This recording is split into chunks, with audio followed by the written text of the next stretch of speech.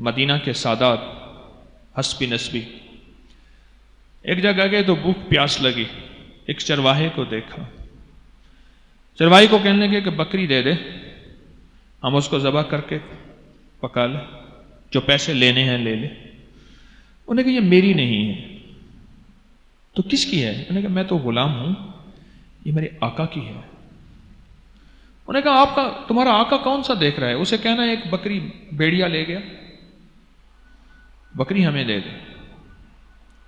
اس نے فوراً جواب دیا فَأَيْنَ اللَّهُ، اللہ کہاں جائے گا؟ میں کہ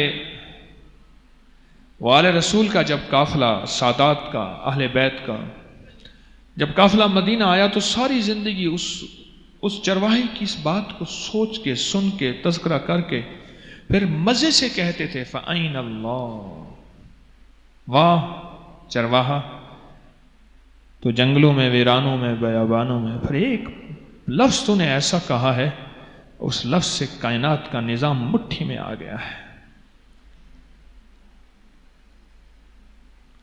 اور یہ بھی آل رسول تھے، سخاوت کے شہنشاہ تھے۔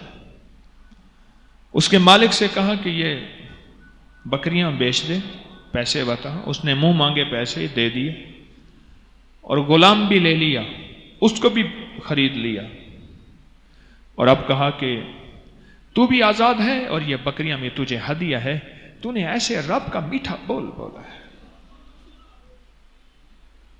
آل رسول نے اللہ سے محبت کی تھی، اہل بیت نے میرے رب کے عشق میں کی چاشنی کو چکھا ہوا تھا، عشق کی چاشنی کو چکھا ہوا تھا۔ تو جہاں اللہ کا نام آیا ان کی سخاوت کی رگیں تڑپ اٹھی، ایک پل میں کہنے لگے کہ اللہ کہاں جائے گا؟ اچھا